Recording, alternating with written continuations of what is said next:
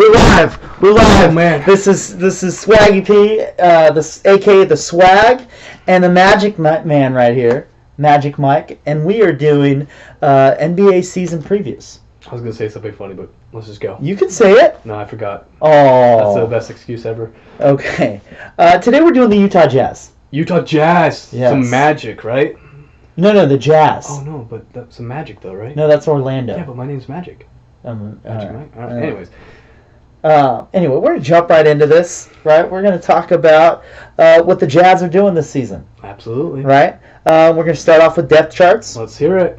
You got Ricky Rubio at the Okay. point guard. You got Donovan Mitchell looking to just continue to get better and better and better as he just kind of shakes up the NBA, right? We got Ingles, right? Okay. Solid player for him the past couple of years. Pretty underrated, but he holds it down.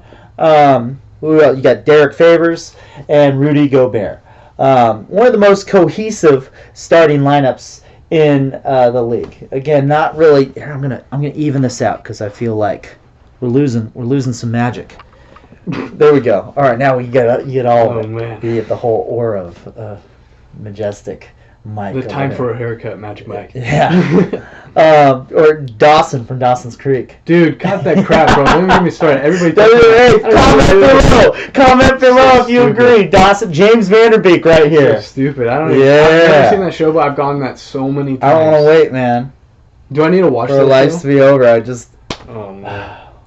Will it be yes or will it be no? Let us know. My name's Michael. I like All that right. better. Anyway, all right. One of the most cohesive starting units in the league. Again, don't have the most star power, No. but Donovan Mitchell, They make it really work. a stud. Rudy Gobert, a defensive juggernaut.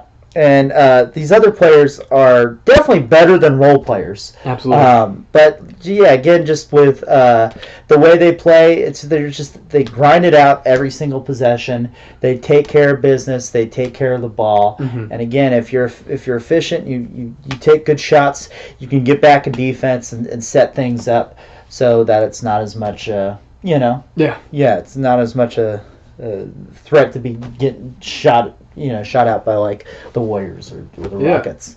Absolutely. Yeah, Dante Exum coming back, Mhm. Alex Burks, Mhm. same kind of situation. Do you see them continuing to trend up, or have they hit their ceiling? Now, for the most part, I feel like all the starters are going to get a little bit better. Obviously, Mitchell is probably the biggest Right. room for growth, Mm-hmm.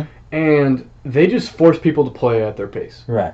Now, they're a really slow, oriented team where they're looking to set up that right shot. So, you see some low-scoring games out of them.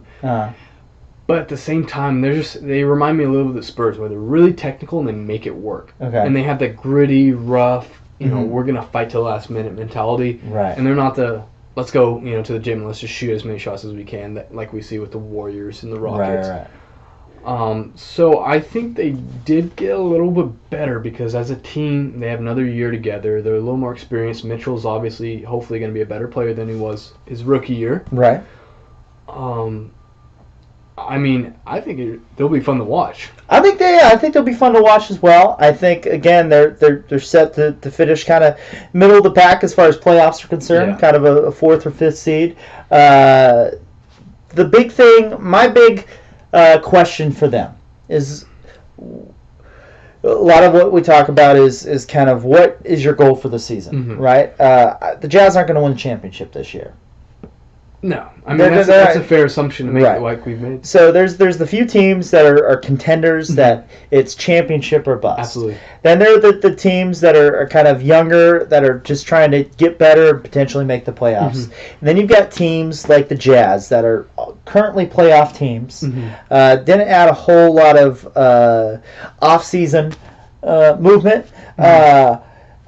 So it's with the core you have, what are you trying to do with it, right? Because when you're finishing as a fourth or fifth seed, if you're not a championship contender, and Jazz fans, correct me if I'm wrong here, but again, if you don't think you have a realistic chance at knocking out the Warriors this year, do you try to tank and get draft picks? No. Because they lucked out with getting Mitchell where they got him, and Yeah. dude was awesome. Like a gem in the rough. Once they lost Gordon Hayward, it's like, oh man, what's going to happen? Donovan Mitchell was perfect situation for them. But, with where they're finishing, they're going to get right around, 15th, 16th, 17th pick in the draft. Are you just banking on doing the best you can and trying to find another Mitchell in the draft next year? Or are you trying to shake things up with a trade? Or are you really thinking, we're going with this squad, ride or die?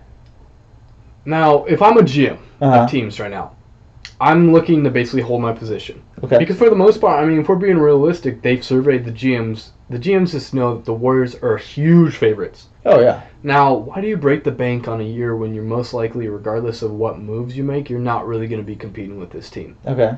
I'm looking for the future. Right. Now, as a team, if I'm the Utah Jazz, I want to have a better record than I had last year. Okay. I want more player development. You drafted Grayson Allen. Are you going to eventually bring Grayson Allen into the starting lineup? Is he always going to be an off-the-bench type player? What is he going to bring? Mm-hmm. Now, I think he's the biggest X factor on how good this team becomes. Right. Because we look at Duke's always a very good college team. Right. Grayson Allen, minus all his, antics, is a very good player. Right. If he could bring some additional scoring off the bench, I think Utah just becomes more dangerous. You think he's an NBA caliber player? I think in today's NBA, yes. Okay. Because in an environment where the NBA is so crazy on three-point shooting, he's a pretty good three-point shooter. But look at Doug McDermott or Jimmer Fredette. Like, these guys were amazing in college, and they just they're there in the NBA, but they're not really a factor. Even JJ Redick was another guy who was unbelievable at shooting, and at best he's the fourth or fifth best starter on a team, but is it enough to put you over the top? No, once again, going back to the whole GM survey, you're not really going to beat the Warriors. Right. If we're being realistic, and they do these interviews where they ask, players, it's like, so what are your goals for the season? Well, obviously you want to say, I want to win the championship. But these players need to be realistic and say, we're probably not competing for a championship this year. Right. In basketball, there's only basically 5 players in the starting lineup. Right. For the most part, 7 people on your roster actually get significant minutes. Right. After that, 1 or 2 players literally just swing the potential of a team. Right.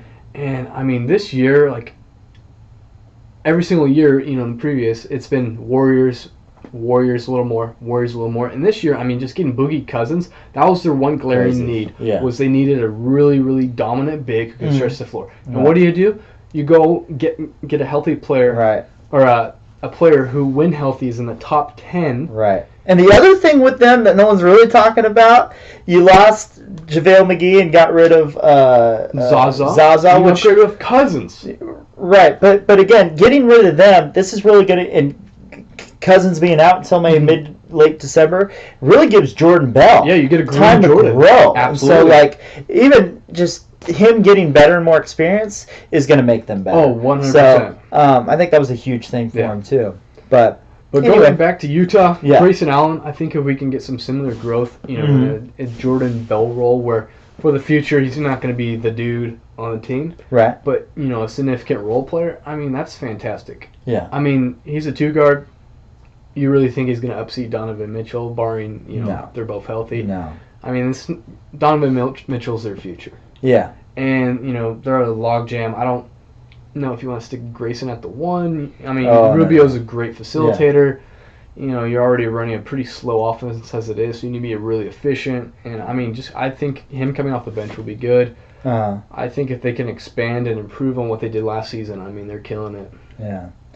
Well, I have nothing left to say about the Jazz this season. Again, I think they're solid. They'll be somewhere 4, 5, 6 spot in the playoffs. If it were up to me, I would say, again, you're looking at the future, so you may have to. I would make maybe a few moves to try to get better for the future, whether it's trading for future assets or trading for younger talent that could potentially turn into something. Or maybe tank a little bit. Again, you got Donovan Mitchell on that rookie contract. Rudy Gobert seems pretty situated where he's at. I'd almost do what you can to bring in another piece. So I'd almost tank this season and try to get a stud player in the draft and then pair him up with Mitchell and Gobert for next year. Mm-hmm. That would be my move. I know people hate hearing the word tank. But again, like, if that's part of the plan, if they have their little mini process, I think that could be huge for them, you know. But anyway, there you have it. That's kind of our stance on things. Comment below on how much he looks like James Van Der Beek.